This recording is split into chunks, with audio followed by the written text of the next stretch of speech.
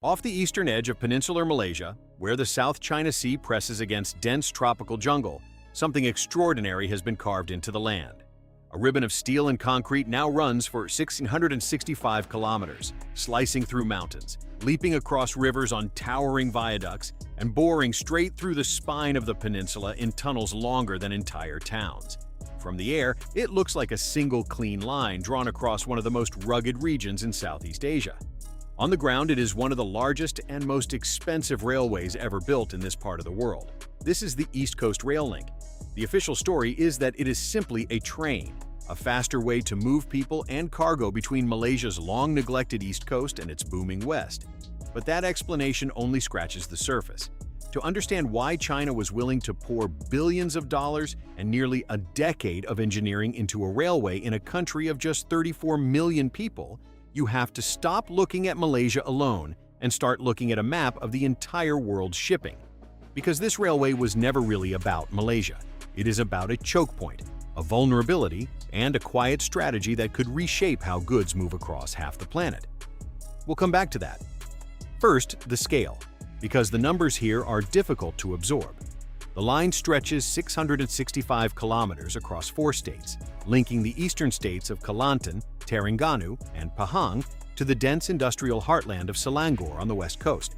It is a standard gauge, double-track, fully electrified railway, the modern global standard, and a sharp break from the older, slower meter gauge lines that have served Malaysia for over a century. Passenger trains are designed to run at up to 160 kilometers per hour. 20 stations dot the route, half built purely for passengers, the other half engineered to handle freight as well. To build it, crews bored through 41 tunnels and raised hundreds of bridges and viaducts. At its peak, the project employed tens of thousands of workers and deployed Chinese track-laying machines so advanced they could install up to 2.5 kilometers of rail in a single day, guided by satellite positioning accurate to within centimeters. As of early 2026, the project had crossed 93% completion, and the first trains had already begun their testing runs along the northern stretch.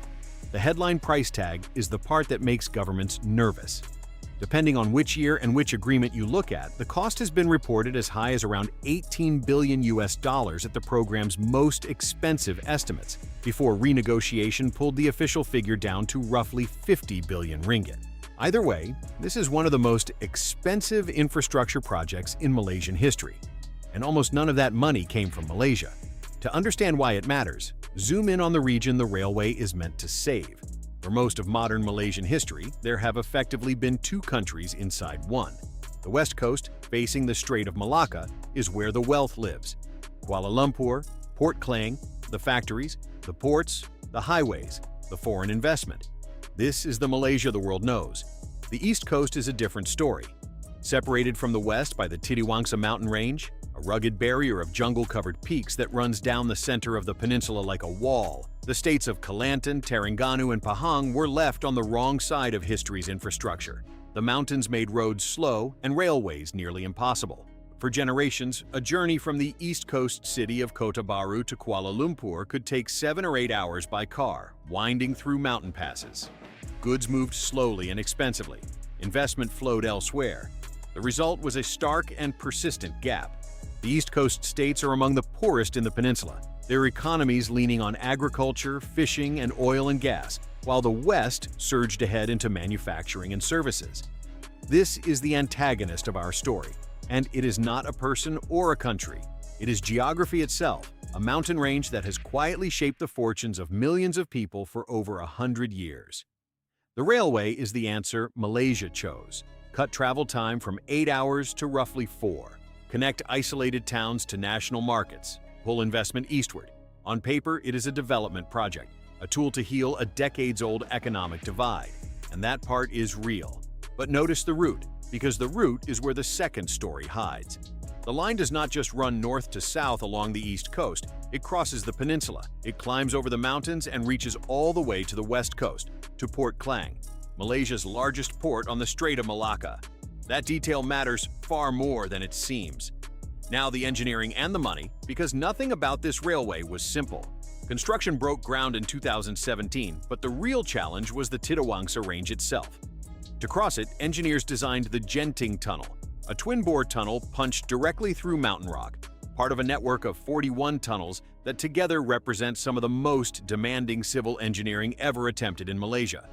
Boring through unstable tropical geology, dealing with water ingress and shifting rock, crews worked for years on tunnels alone. Above ground, viaducts carry the line over flood-prone plains and river valleys, raising the track on concrete piers to keep it running during the monsoon season that drenches the East Coast each year. The track laying itself became a showcase for Chinese rail technology, with purpose-built machines welding and positioning rail at a pace several times faster than traditional methods. This was not just construction, it was a demonstration of how quickly China can now export an entire railway system, from financing to steel to signaling anywhere in the world. And that brings us to the money, which is where the politics begins. The project is built by the China Communications Construction Company, one of China's largest state-owned contractors, and it is financed overwhelmingly by a loan from the Export-Import Bank of China. The terms covered the vast majority of the construction cost, structured as a long-term loan stretched over decades at a fixed interest rate, with a multi-year grace period before repayment begins. In other words, China is not simply building Malaysia's railway. China is lending Malaysia the money to pay Chinese companies to build it, using largely Chinese workers, equipment, and technology. The capital flows out, the railway flows in, and the debt stays behind. This is the model that has carried Chinese infrastructure across Asia, Africa, and beyond. And it is exactly the model that triggered a political earthquake in Malaysia in 2018. Here is where the story nearly ended. In 2018, Malaysia held an election that toppled the government that had signed the railway deal. The incoming administration, led by veteran statesman Mahathir Mohamad, took one look at the contracts and hit the brakes. The criticism was blunt and public. The deal, they argued, was lopsided, too expensive, too favorable to China. The original framework called for Chinese contractors using Chinese labor and Chinese materials, with payments routed in ways that brought little benefit back to ordinary Malaysians. Worse, the project had become entangled in the shadow of 1MDB, the vast financial scandal that had drained billions from Malaysian state funds, raising suspicions that the railway's inflated price might have been quietly serving other purposes. Mahathir publicly questioned whether Malaysia even needed the railway and whether it could ever repay what it was borrowing to build it. For a time, the entire project was suspended, frozen in place with tunnels half-bored and contracts in limbo.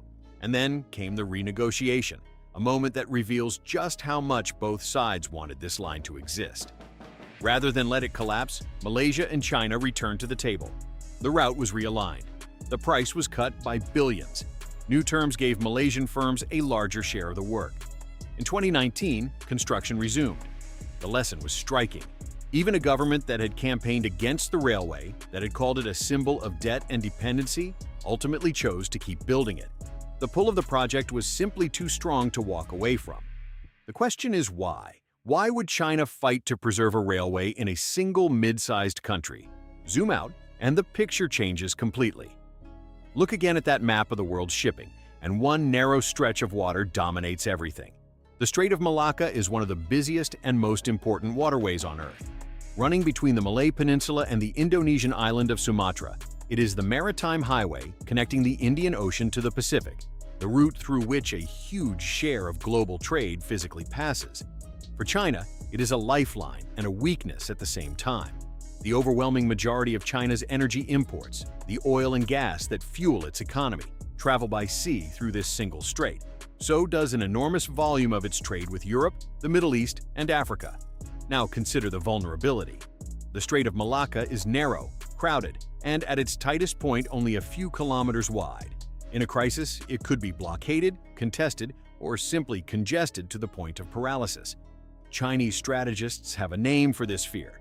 They call it the Malacca Dilemma, the recognition that the country's economic survival depends on a choke point it does not control, a waterway that could be cut off by rival navies in a conflict. For more than 2 decades, reducing that dependence has been a quiet but persistent goal of Chinese strategy, driving everything from pipelines through Myanmar to ports across the Indian Ocean. And now, connect this back to the railway. The East Coast Rail Link does something subtle but powerful. It links Malaysia's east coast, facing the South China Sea, directly to its west coast, facing the Strait of Malacca, by land. Cargo arriving from the South China Sea can be unloaded at a port on the east coast, placed on the railway, carried across the peninsula in hours, and reloaded onto ships on the other side, never passing through the strait at all. This is what transforms a domestic railway into a geopolitical instrument. Engineers and analysts have a name for it too. They call it a land bridge. The land bridge is the heart of the strategic story, and it centers on a port most people have never heard of. On the east coast sits Kuantan Port, and it is no coincidence that Kuantan has been expanded and developed with major Chinese investment, anchored by an industrial park built as a joint Malaysia-China venture. The railway connects Kuantan on the South China Sea side to Port Klang on the Strait of Malacca side. Together they form the two ends of an overland shortcut across the peninsula. For certain types of cargo, this land bridge could trim significant time off the journey between East Asia and the markets of the Indian Ocean and Europe, potentially shaving as much as a full day or more off shipping schedules that would otherwise crawl through the congested strait. Now, it is important to be precise here, because this is where hype and reality must be separated.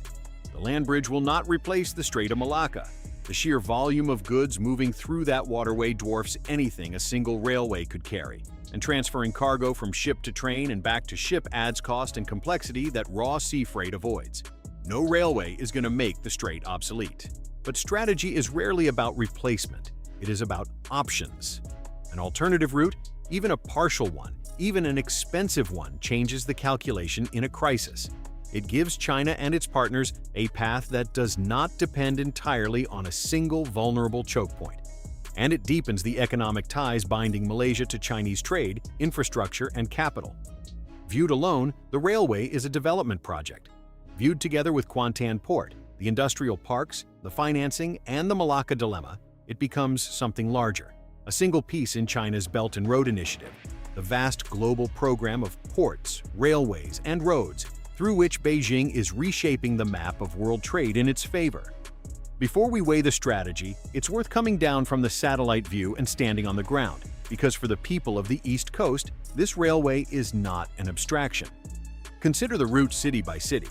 In the far north sits Kota Baru, the capital of Kelantan, a city steeped in Malay culture and craft but long stranded at the end of slow roads. The railway's northern terminus there was designed to echo traditional Kelantanese architecture, a deliberate signal that this line is meant to belong to the region, not just pass through it. Heading south, the line threads toward Kuala Terengganu, a coastal city of fishing and oil money, then on toward Kuantan, the industrial anchor of the entire eastern corridor, before climbing over the mountains toward the Klang Valley. For a family in these states, the difference is measured in hours of their lives. A trip that once meant a grueling day on mountain roads could shrink to a single afternoon. Students heading to universities, traders moving goods, patients traveling for medical care, and tourists chasing the East Coast's beaches and islands all stand to gain from a connection that simply did not exist before. And there is the freight dimension, which planners expect to drive the majority of the line's revenue. The early signs suggest the heaviest activity will cluster around Kuantan, with its port, its industrial park, and its closeness to the busiest shipping lanes. Whether that prosperity spreads outward to the smaller towns along the route or pools at a few favored hubs is one of the great unknowns hanging over the project. Build the railway and the trains will run. Whether the development truly follows is a harder promise to keep. This is where the central tension of the entire project comes into focus, the balance between opportunity and dependency. For Malaysia, the benefits are genuine and significant. The railway will connect isolated communities, slash travel times, and open the East Coast to a wave of potential investment that the mountains had blocked for a century. It promises jobs, tourism, and a long overdue chance to close the gap between the two halves of the peninsula. Freight is expected to make up the majority of the line's revenue, with forecasts pointing to millions of passenger journeys and tens of millions of tons of cargo each year once it is fully running. If those projections hold, the railway could become an economic engine for a region that has waited generations for one. But every one of those benefits comes wrapped in a question. The railway was built with borrowed Chinese money on terms that will take decades to repay. Its commercial success depends on freight volumes that remain, for now, projections rather than proven results. If the cargo does not arrive in the numbers promised, Malaysia is still left holding the debt. And beyond the balance sheet lies the deeper strategic concern. The more deeply Malaysia's infrastructure, trade, and finance become woven into Chinese networks, the more its choices may be shaped by that relationship. This is the dynamic that plays out across the entire Belt and Road. Real development, real connectivity, real opportunity, offered alongside real questions about influence, leverage, and long-term control.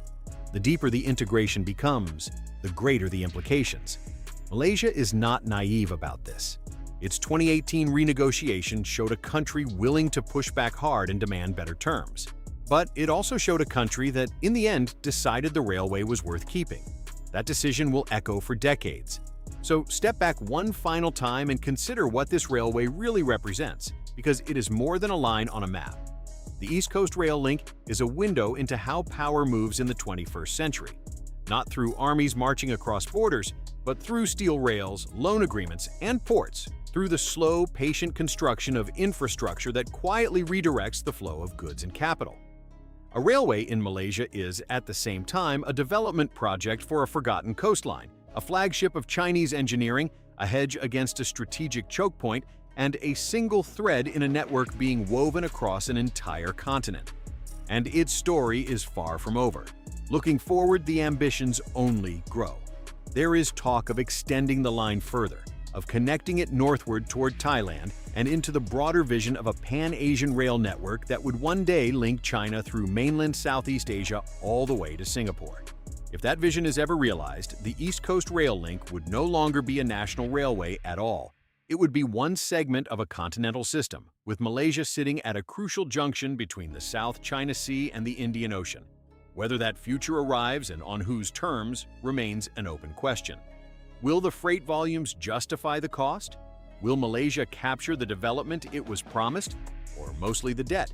And as more countries across the region accept Chinese rail, ports, and financing, what does the map of Asia look like in 20 years?